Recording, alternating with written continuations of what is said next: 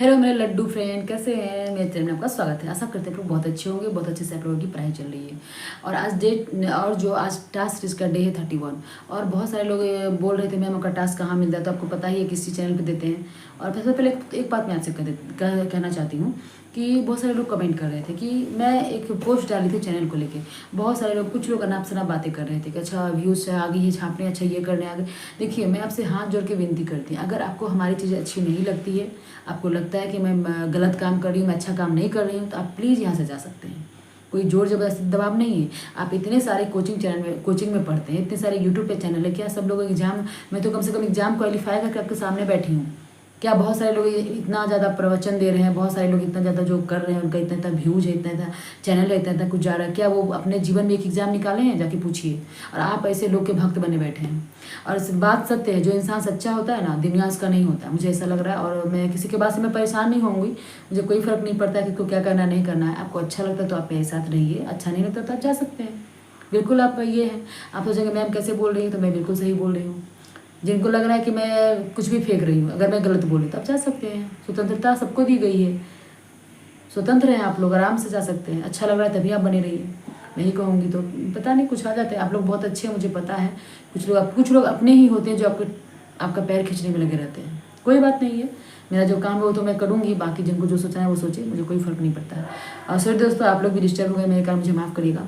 तो अब हम लोग अपने टॉपिक पे आते हैं। तो आप लोग को पता है कि 9th क्लास का NCERT खत्म हो गया है, और आज से हम लोग स्टार्ट करेंगे 10th क्लास का NCERT।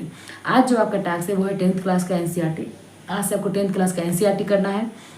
और 10th क्लास का NCERT में आपको चैप्टर, देखिए मैं चैप्टर का नाम नहीं बता रही हूँ, क्योंकि कुछ लोग SCERT पढ़ते हैं, कुछ लोग NCERT पढ़ते हैं, कुछ लोग भारती भवन पढ़ते हैं। आप तीनों में से कोई भी बुक पढ़ सकते हैं। तीनों बुक अच्छी है, कोई एक पढ़िएगा, या तो SCERT या NCERT या भारती भवन, तीनों ठीक है।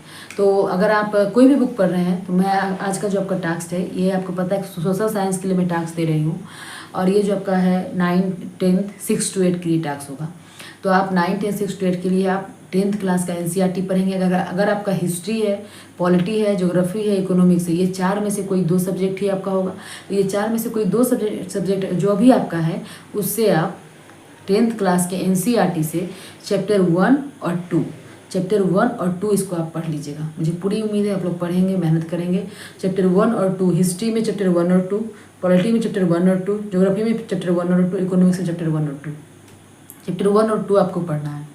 मुझे पूरी उम्मीद है कि आप लोग बहुत अच्छे से करेंगे, बहुत अच्छे से मेहनत करेंगे। और साथ ही साथ एक नया चीज़ मैं आज स्टार्ट करने वाली हूँ। आपको मैं वो बुक दिखाती हूँ। देखिए, ये वाली घटना चक्र, ये है BPSC का घटना चक्र। ये थोड़ी पुरानी बुक है, देख सकते हैं, ये वाली जो कि मेरे भाई का था।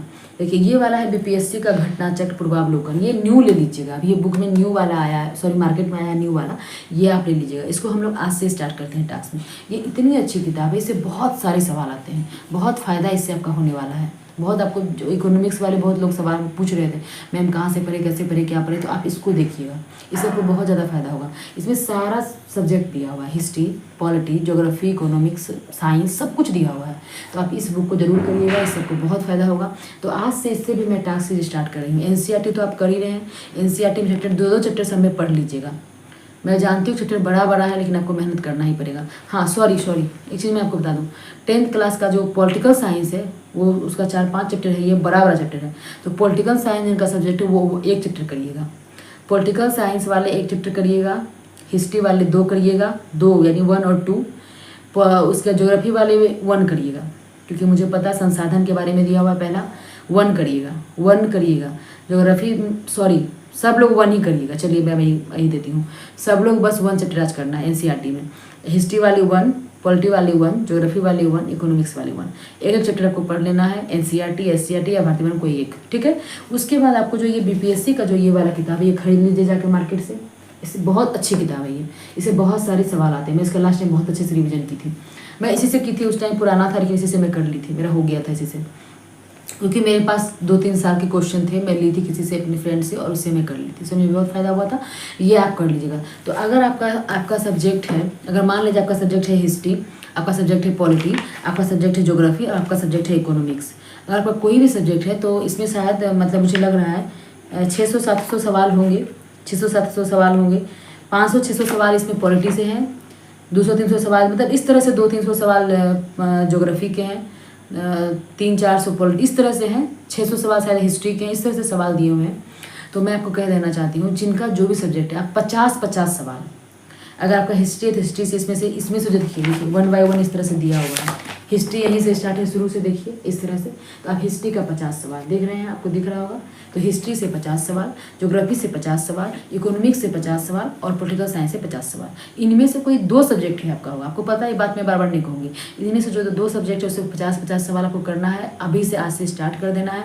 तो 50 सवाल आपको हिस्ट्री को करना है, 50 सवाल पॉलिटी, 50 सवाल ज्योग्राफी, 50 सवाल इकोनॉमिक्स। तो आपका दिन में से कोई 2 सब्जेक्ट है तो 50 क्वेश्चन आपको कर लेना है। आपको इसमें करना क्या, कैसे याद करना, मैं कैसे पढ़ती थी, तो आपको इसको रखना है कॉपी या हाथ रखना है और क्वेश्चन देखना है, इसको ऐसे ढक लेना है, इसको इस तरह से, मानिए क्वेश्चन है, इसको हाथ से ऐसे ढक लेना है, देखना नहीं है आंसर, फिर खुद से कोशिश करना है, और नहीं आएगा तो उसका आंसर देखना है, उसको डिस्कशन पढ़ना है। कुछ चीज़ों को देखिए मैं किस तरह से पढ़ी थी, आप देख सकते हैं किस तरह से मैं पढ़ी, इस तरह से देखिए मैं कैसे पढ़ी थी, इसको देखिए मांग की बुक पढ़ी थी, ये वाला मैं देख सकते हैं। तो इस तरह से मैं बुक पढ़ी थी, इस तरह से बुक को रट के जो चीज़ें इंपॉर्टेंट है उसको हाईलाइट की थी। इससे बहुत सारे सवाल आते हैं, मैं यही कहना चाहूँगी इसको आप अच्छे से करिए। आज का ही आपका टास्क है, उसके बाद आगे और क्या क्या करना है मैं आपसे सारा कुछ करवाऊँगी। अभी आज नया स्टार्ट हुआ, मुझे पूरी उम्मीद है अगर आप लोग ये करते हैं तो आपका एक्सेस जरूर हो जाएगा दोस्त। और मैं सही कहूँगी मेहनत करते रहिए, बोलने वाले को बोलने दीजिए, और बहुत जल्द कभी भी वैकेंसी आ सकती है TRE 4 की। और मैं मानती हूँ कुछ लोग बहुत कमज़ोर है, पढ़ने में बहुत कमज़ोर है, कोई बात नहीं, TRE 4 में नहीं हुआ यार, पाइप में तो होगा ना।